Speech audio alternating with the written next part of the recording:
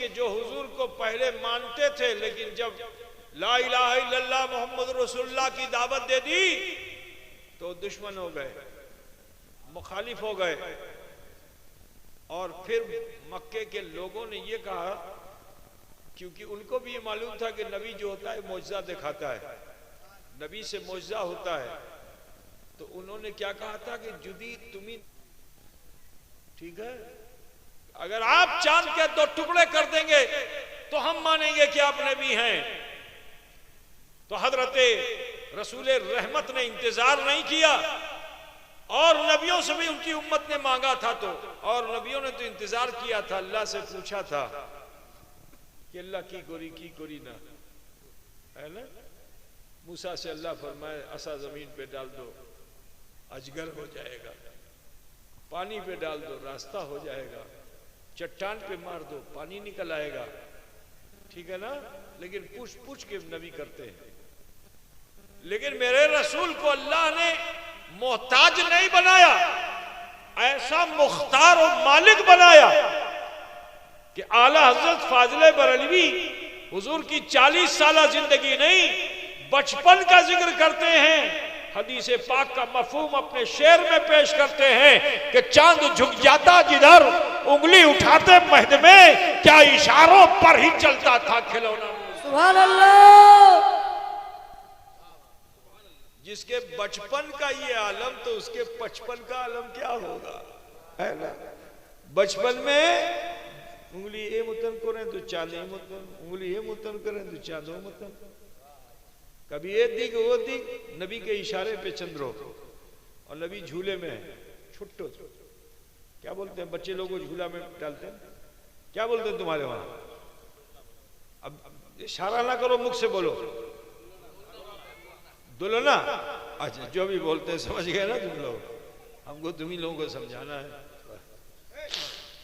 सुनो, अब जब अल्लाह के रसूल से कहा जुदी चंद्रो फाड़वे तारपुर मानबोगे अपनी नबी, तो मेरे नबी ने एक मर्तबा भी इंतजार नहीं किया कि अल्लाह का हुक्म आए तारपुरे, वही आए तारपुरे, जिब्रील आए तारपुरे, नहीं। मेरे रसूल ने बस उंगली का इशारा किया तो हदीस पाक में आया, ये हदीस पाक ही में नहीं, कुरान पाक में भी आया ये है कि इक़्तरबती साअत वंशक़्क़ल क़मर, वो घड़ी आ गई जब मुस्तफा ने इशारा किया तो चांद 2 टुकड़े। सुभान अल्लाह, सुभान अल्लाह, अल्लाहु अकबर, या रसूल अल्लाह जिंदाबाद। तो ये चांद सिर्फ मक्के के वासियों ने नहीं देखा था।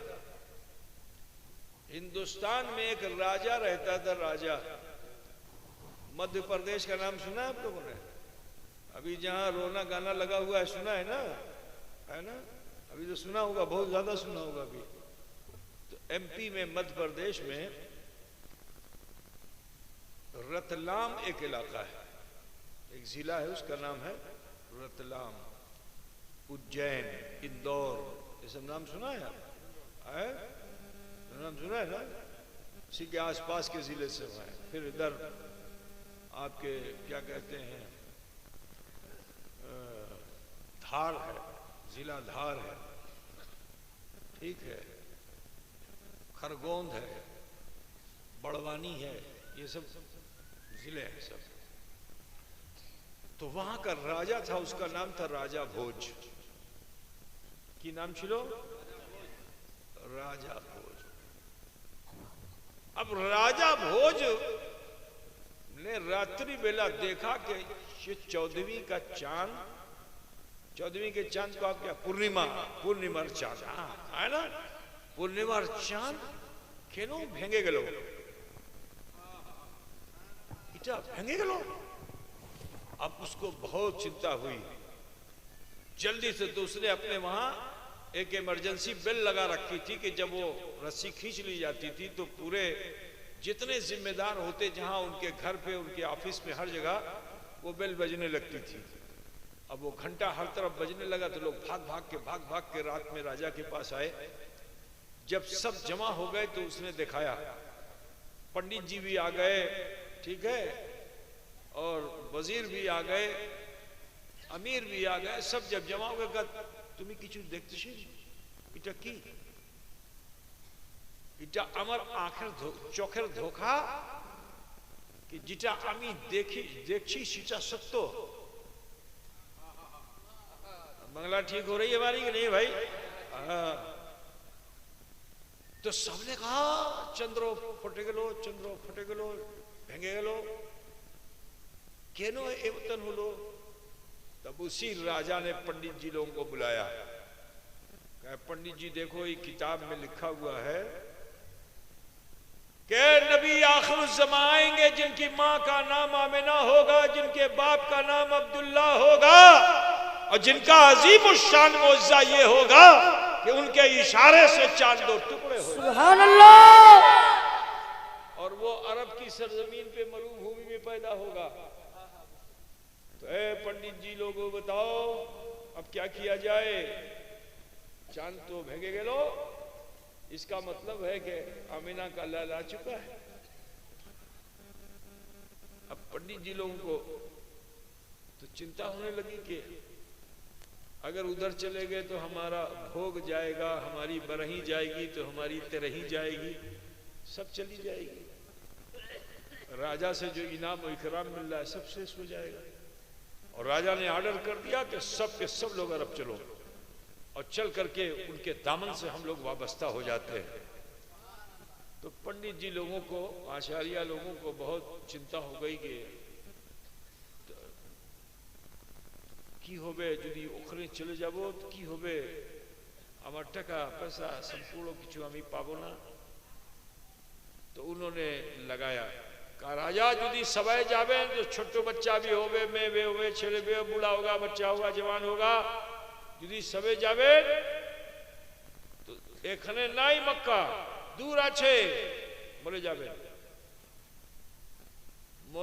बूढ़ा मरेगा, बच्चा मरेगा। तो ऐसा कीजिए पहले तहकीक कर लीजिए कि जीटा हम लोगों ने देखा वो सही के सही नहीं, किसी को भेज दिया जाए।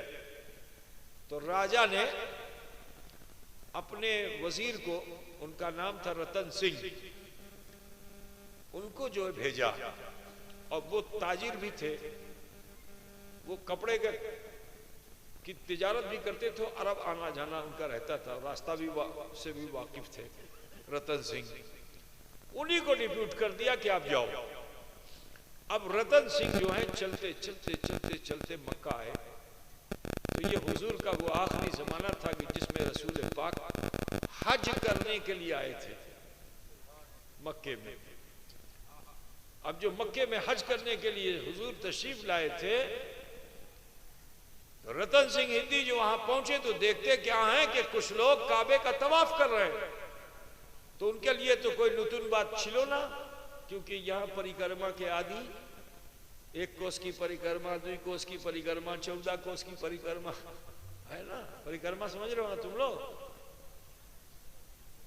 चक्कर लगाते हैं सब।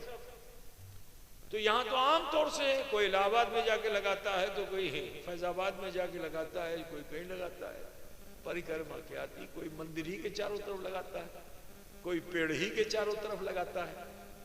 तो वो उनको कोई खास बात नहीं लगी। लेकिन एक तरफ जो नजर पड़ी तो देखा क्या कि ऊंट पे कोई हसीन पैकर बैठा हुआ है, जिसकी सुंदरता ऐसी है कि सूरज भी उनके कदमों से रोशनी की भीख मांग रहा। सुभान अल्लाह। उनके हुस्न जमाल का आलम यह था कि सूर्यो भी निसार था चरणों में।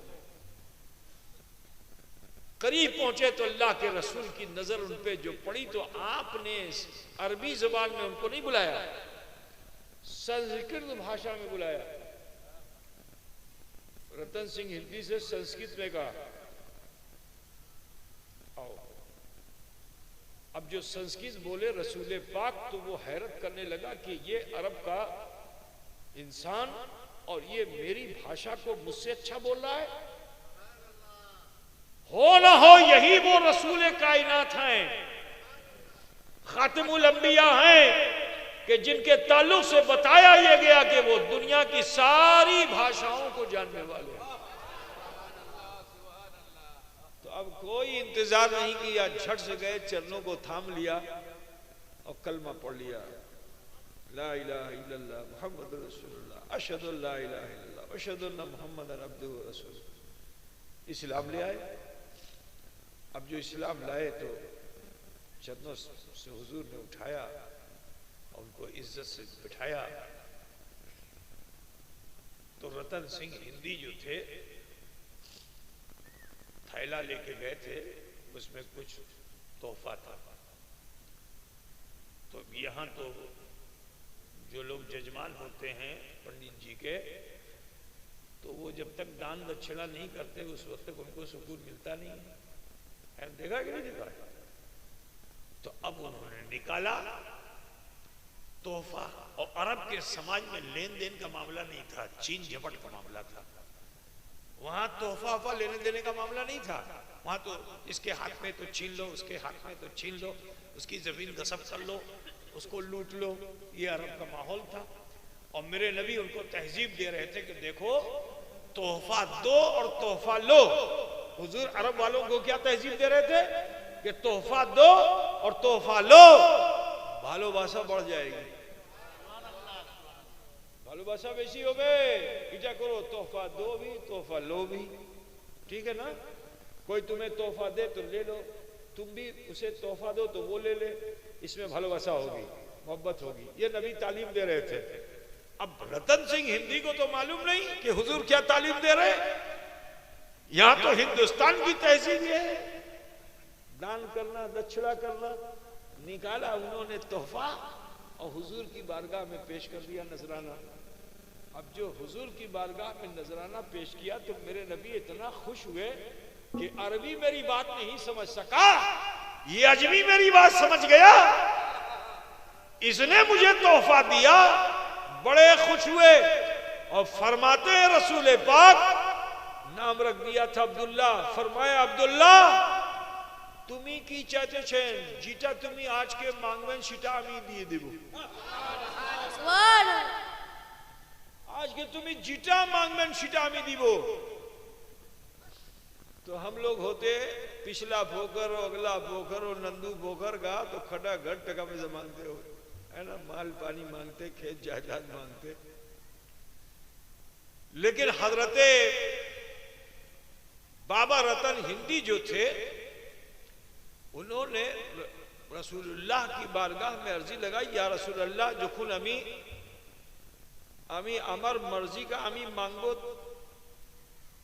ठीक है, যদি सूर्यो मांगबो, सूर्यो যদি আমি আমার मर्जीर सूर्यो मांगबो সেটা আপনার চরণের ধুলা আছে। अरे कुछ ठीक हो रहा है कि नहीं हो रहा है? हम बना बना के पेश कर रहे हैं आपको, है ना। সেটা আপনার চরণের ধুলা হবে। আর যদি আপনি আপনার চরণের ধুলা আমাকে দিবেন সেটা সূর্যের মতন হবে, ठीक। कहा या रसूल अल्लाह अगर मैं सूरज मांगू तो वो तो आपके कदमों की धूल है, लेकिन अगर आप मुझे अपने कदमों का एक जर्रा दे दें तो मेरे लिए मिसले आफ्ताब है। तो हुजूर बहुत खुश हुए। और जब बहुत खुश हुए तो फरमाते हैं कि तुम भारत के रहने वाले इंडिया के हिंदी हो, और जो हिंदी लोग होते हैं वो जीवन चाहते हैं कि लंबा जीवन मिले, मरना नहीं चाहता, है ना। यहाँ का भगवान भी नहीं मरना चाहता, बुझ रहे नहीं।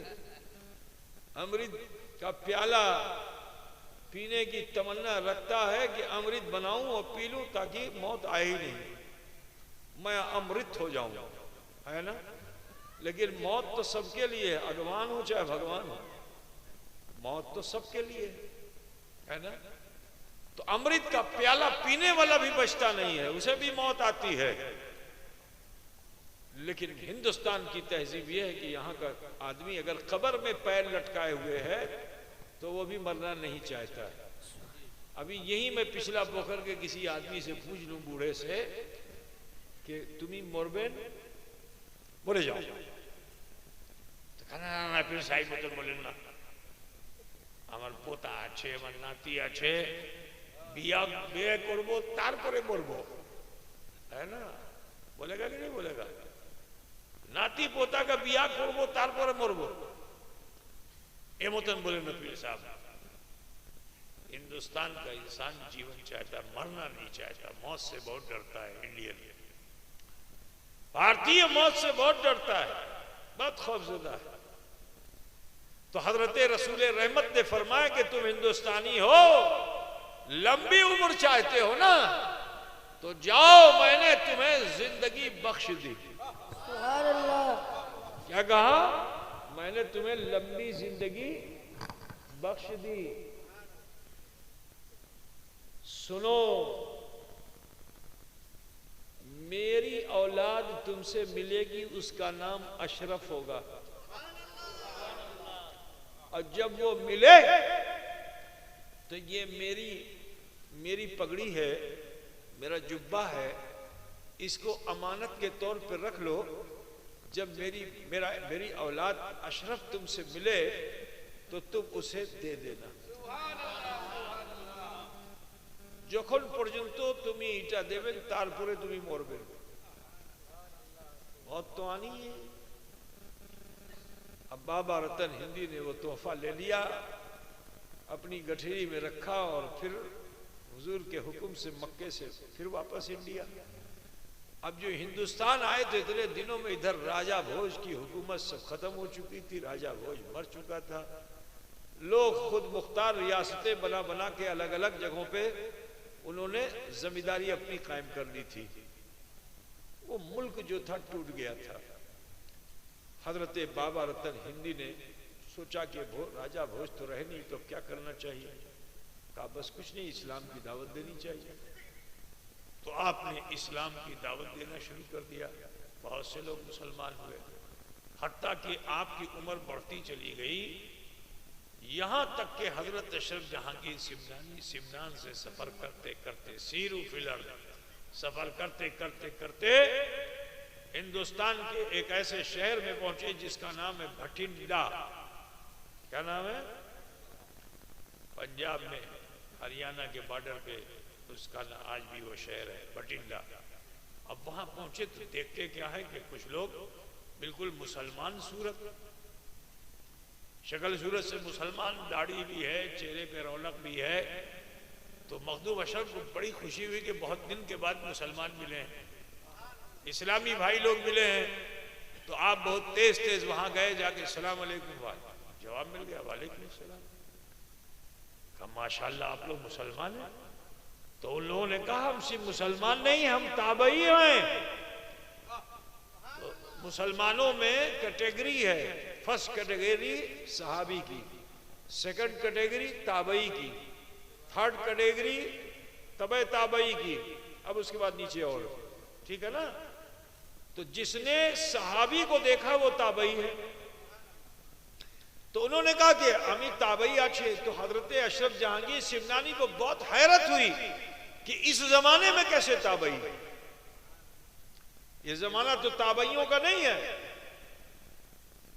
तब उन्होंने कहा कि हम इसलिए ताबई हैं कि रोजाना हम ईमान की हालत से सहाबी रसूल का दीदार करते हैं। कहा कोथा अच्छे। तो वो इतने बूढ़े हो चुके थे कि उनको रुई के गाले में लपेट करके और बांस का क्या बोलते हैं उसको, जिसमें जैसे तुम लोग मट्टी उठाते हो, वो बनाते ना गोल गोल, हमने यहाँ देखा है इधर डाली। तो डाली तो गहरी होती है, वो एक ऐसे सीधा है, क्या बोलते हैं उसको?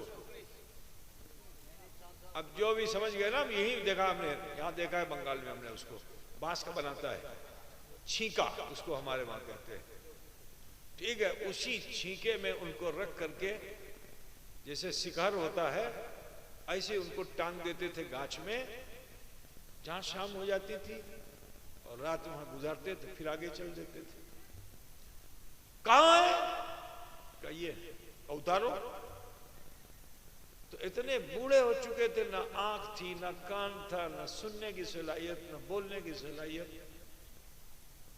लेकिन जब मखदूम अशरफ ने उनका चेहरा देखा तो फरमाते हैं सलाम अलैका या बाबा रतन।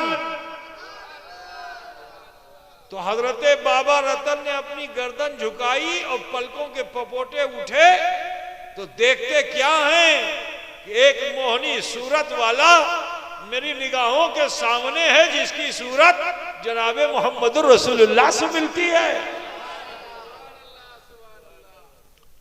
छीन लिया का वाले का सलाम या अशरफ जहांगीर, अरे मैं आप ही का तो इंतजार कर रहा था, इसीलिए तो मुझे मौत नहीं आ रही थी।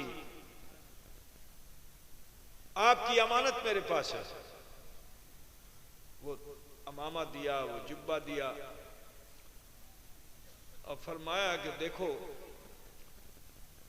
आपकी छवि, आपके चेहरे पे मुझे रसूलुल्लाह का जलवा नजर आता है, आप रसूल पाक की छवि नजर आते हैं, मेरा मन बेताब है, बस ऐसा कीजिए कि ये जो पगड़ी मैंने दिया है इसे अपने सर पे रख लीजिए, ये जो जुब्बा दिया इसे पहन लीजिए, ताकि मैं मुस्तफ़ा जाने रहमत सल्लल्लाहु अलैहि वसल्लम की जो यादें बसाए बैठा हुआ था उसकी कुछ झलकियां आपके जिस्म अतहर से देख लूं। अजीजान गिरामी, मखदूम अशरफ ने लिबास पहना, सर पे पगड़ी बांधी। अब जो सर पे पगड़ी बांधी, लिबास पहना, तो हजरत बाबा रतन पर एक कैफियत तारी हो गई, क्योंकि आले नबी में नबी के जलवे जो नजर आने लगे तो हाथों को पकड़ा और कहा, ए आले नबी औलादे अली, मुझे कलमा पढ़ा दीजिए ताकि कल मैदान महशर जब पहुंचूं, अल्लाह का सामना करूं तो सिर्फ एक गवाह नहीं, दो गवाह को पेश करूं, यानी नबी को भी गवाह पेश करूं और आले नबी को भी गवाह पेश करूं।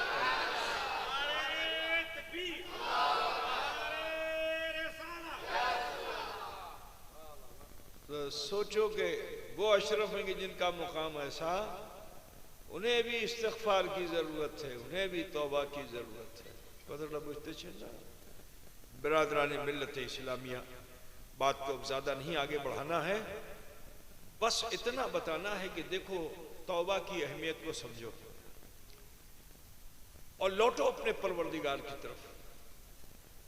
ये जिंदगी ज्यादा दिन की नहीं है, लेकिन जो इंसान अल्लाह से डर जाता है, तौबा कर लेता है, अल्लाह से माफी मांग लेता है अपने जीवन में, तो अल्लाह तबारक व तआला उसके जीवन के बहुत से गुनाहों को माफ फरमा देता है। रसूल कायनात सल्लल्लाहु अलैहि वसल्लम इरशाद फरमाते हैं कि अत्ताइबु मिन ज़म्बि कमल्ला ज़म्ब लह, गुनाहों से तौबा करने वाला इंसान ऐसा हो जाता है गोया उसने कोई गुनाह किया ही नहीं, इतना पाक और साफ हो जाता है। आओ मैं तुम्हें बताना चाहता हूं तौबा की अहमियत को समझ लो बस, कि हजरत मूसा अलैहिस्सलाम के जमाने में एक इंसान बड़ा जालिम और जाबिर था, ठीक है, बड़ा जालिम और जाबिर इंसान था। मूसा अलैहिस्सलाम ने उसको दावत दे दी कि भाई देख ये जुल्म और जोर छोड़ और तौबा कर ले। उसने बात नहीं मानी और अपने अमल में लग गया, लेकिन जब रात में पहुंचा तो सोया तो और दंगो हो गया, हाथ पैर सब बेकार हो गया। तब उस समय भयभीत हुआ, डरा कि जुदी अमी मरे जातम तो की होतो, जुदी अमी मरे जातम तो की होतो, अभी किचु भालो काज करलम ना। तब उस समय मन ने कहा कि इंसान तौबा कर ले। अब वो तौबा के इरादे से जो थोड़ा सा उसने नियत किया, तो फिर मन में ख्याल आया कि के मतन अभी तौबा करबो, अल्लाहर काछे के मतन अभी जाबो, के मतन मुंह देखाबो, আমি কিছু ভালো কাজ করলাম না, আল্লাহ के मतन আমার ক্ষতি বেশি বেশি ক্ষতি माफ করবে। तो फिर दिल में एक ख्याल ये पैदा हुआ कि मुझे तौबा का ढंग नहीं मालूम, लेकिन जिस मूसा ने मुझे तौबा की तरफ आवादा किया, डराया, उसे तो मालूम है ना कि अल्लाह कैसे राजी होता है, तो चलो उसी के पास चलते हैं।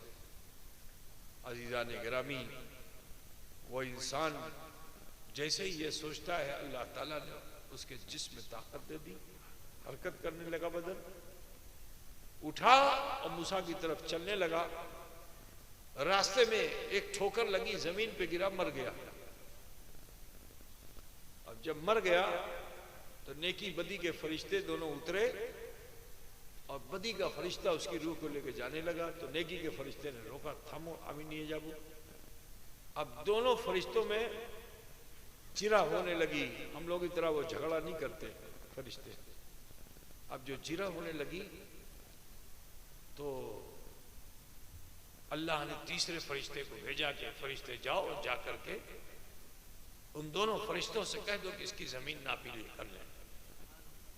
अगर मरने वाला मूसा की तरफ करीब है तो नेकी का फरिश्ता ले जाएगा, अगर मरने वाले का घर करीब है तो बदी का फरिश्ता ले जाएगा। अब जो नापी की गई तो अल्लाह ने जमीन को सिमटने का हुक्म दे दिया। अब जमीन जो सिमट गई तो उसका एक पग जो था वो मूसा की तरफ ज्यादा था। हातिफे गैबी ने निदा दी कि ए फरिश्तों, मेरी रहमत ये गवारा नहीं करती कि मेरा कोई बंदा अपना एक कदम नेकी के राह पर डाल दे और मैं उस पर अपना अजाब नाजिल करूं। नहीं, उसके एक कदम के बदले मैंने जीवन भर के गुनाहों को माफ फरमा दिया। तो अजीजों, तौबा वो चीज है, तौबा वो चीज है मेरे अजीज। इंसान जब तौबा करता है तो तौबा का असर उसकी आंखों पे आता है। तो हदीस शरीफ में आया ये है कि जब इंसान तौबा करता है तो उसकी पलकों के, ये जो पलक है इसको क्या बोलते हैं आप लोग? चोखर पाता। अच्छा, चोखर पाता। तो ये चोखर पाता जो होता है, जब आंसू इसमें आएगा, आंसू को क्या कहते हो आप लोग? अश्रु, अश्रु है ना। जब ये आता है तो पहले ये पूरे पलक को तर करता है, तब ढलकता है। यहां से गिरेगा, यहां से गिरेगा, ऐसे ही होता है ना। मेरे नबी क्या फरमाते हैं कि जब बंदा तौबा करता है और अल्लाह से डर करके उसकी आंख में आंसू आता है तो ये जो चोखर पाता है ये पूरी तरह से तर भी नहीं हो पाता। इससे पहले अल्लाह ताला उसके जीवन भर के गुनाहों को माफ फरमा देता है। ऐ मुसलमानों, तौबा की अहमियत को समझो। आप जब तौबा करते हो तो अल्लाह तुम पे इतना मेहरबान होता है, इतना मेहरबान होता है। सुनो, मैं एक हदीस का मफहूम और आपके सामने रख दूं कि हम सब को मौत आएगी, अल्लाह फिर हमें उठाएगा, क़यामत आएगी, हमें अल्लाह फिर उठाएगा और फिर अल्लाह ताला मीज़ान कायम करेगा और उस मीज़ान पे हमारे अमाल तोले जाएंगे। तो उस वक्त का भय ऐसा होगा कि नबी तो मासूम अनिल खता है ना, उनसे कोई गुनाह नहीं हुआ, लेकिन अल्लाह की किबरियाई का खौफ ऐसा होगा कि वो भी कांप रहे होंगे, अंबिया भी लरज रहे होंगे, कांप रहे होंगे, डरे हुए होंगे। और उनकी कौम जब उनके पास जाएगी कि हमारी माफी करा लीजिए तो इतना भयभीत होंगे कि वो कहेंगे इज़हबू इला गैरी, जाओ किसी और के पास, मैं तो अपने हाल में हूं, जाओ किसी और के पास, मैं तो अपने हाल में हूं। एक वाहिद जात है खातिमुल अंबिया अहमद मुश्तबा मोहम्मद मुस्तफ़ा सल्लल्लाहु अलैहि वसल्लम की, कि जो मैदान महशर में अल्लाह की तरफ से आपको एजाज दिया जाएगा, लिवाउल हम्द आपको मिलेगा और आप वहां से निदा दे रहे होंगे, लोग इधर उधर भाग रहे होंगे और नबी क्या फरमा रहे हैं?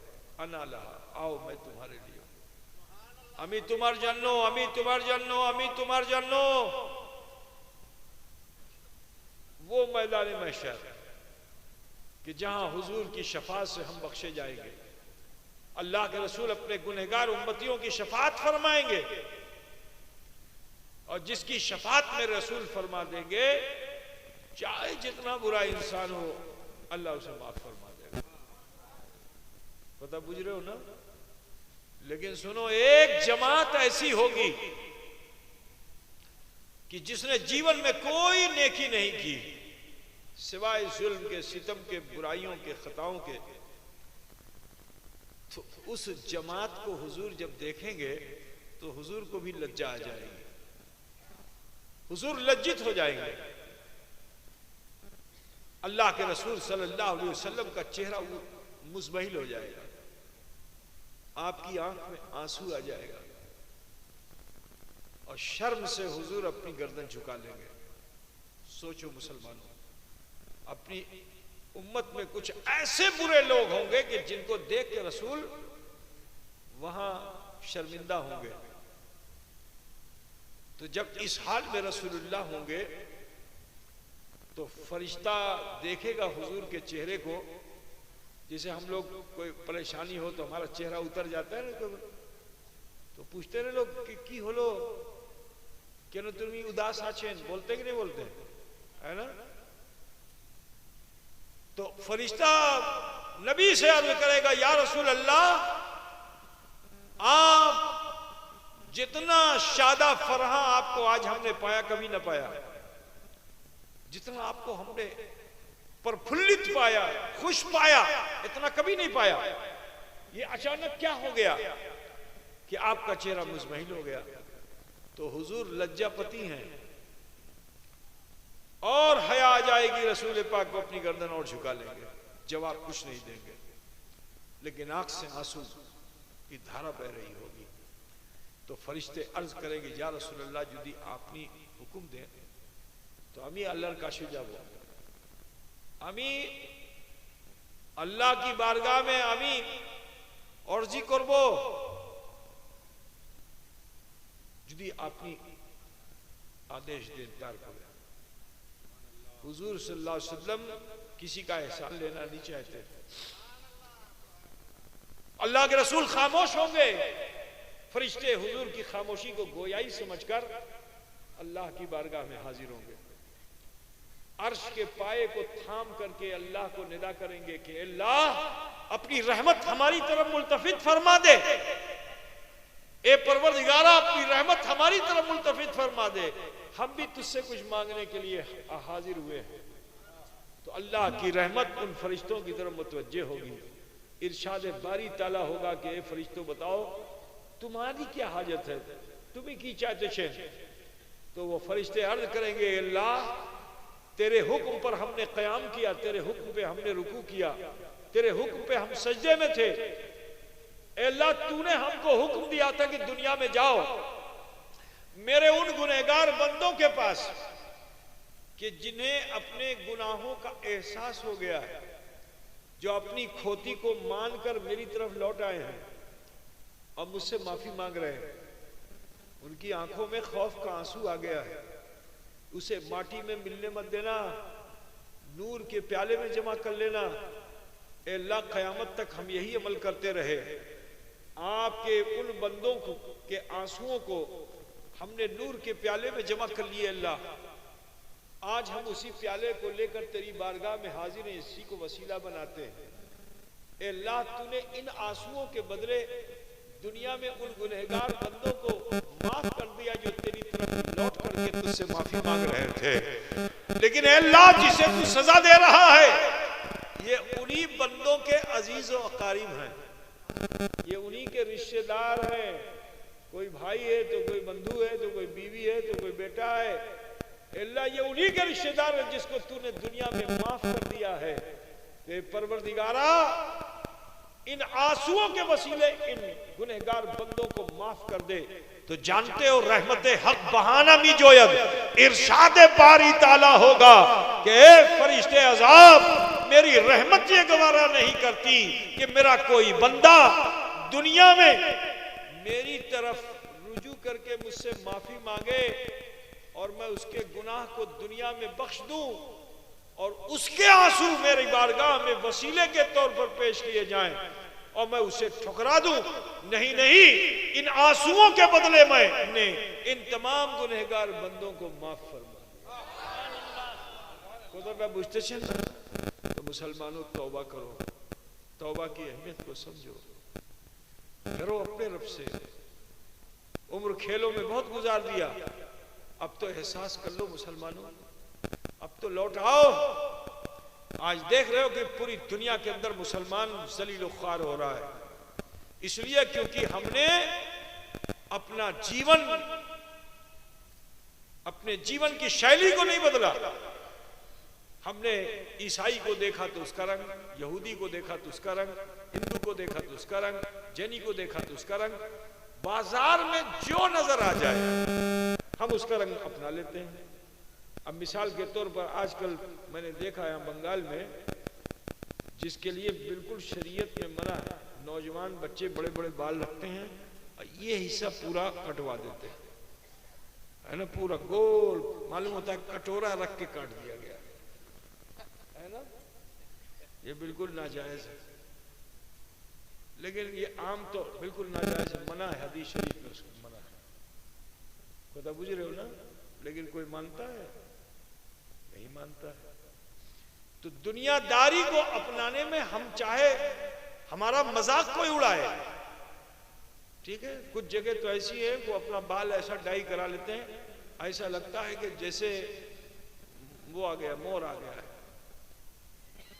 बात समझ रहे हो ना। ऐसे कुछ ऐसा लगता है कि बिल्कुल जैसे वो क्या कहते हैं उसको, वो ऊंचा ऊंचा उठा उठा के रखते हैं, क्या बोलते हैं, सिंगर बोलते इधर उधर उधर उधर निकला हुआ है।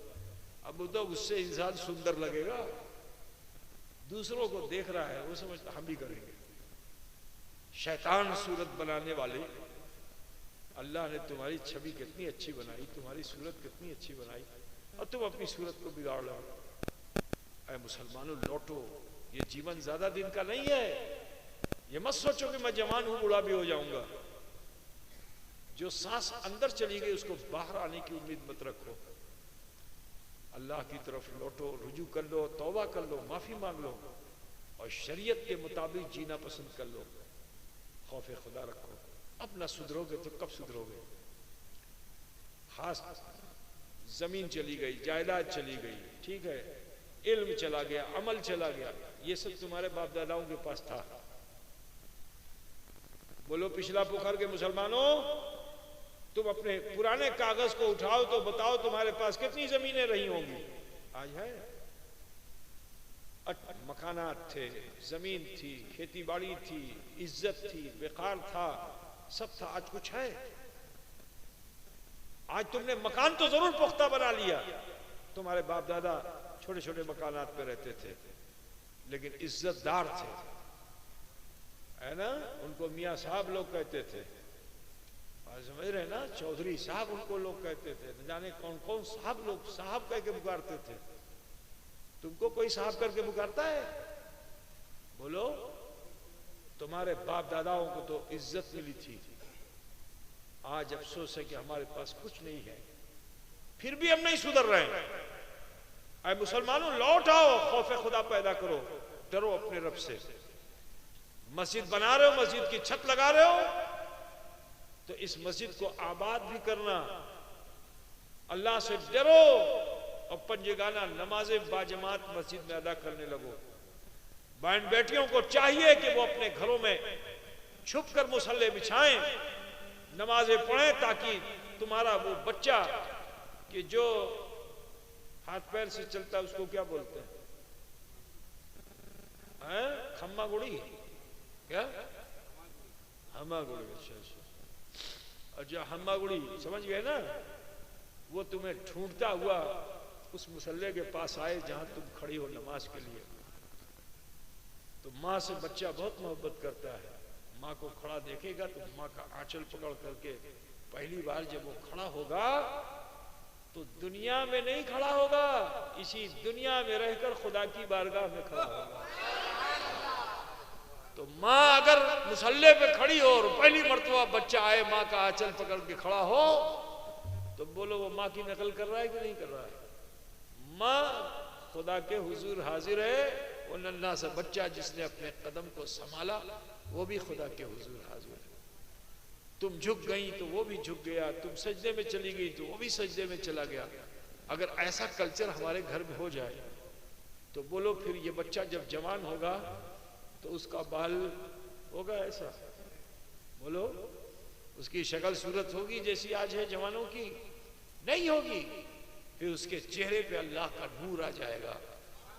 उसके चेहरे पे जब अल्लाह का नूर आ जाएगा तो मेरे अजीज, आज जो लोग तुम्हारे ऊपर मुसलसल तुम्हें जलील करने के लिए आमादा हैं, तुम्हारी हस्ती को मिटाने के लिए आमादा हैं, वो नूर वाले बच्चे जब सामने आएंगे ना तो वो कुफ्फार और मुशरिकीन भयभीत होंगे।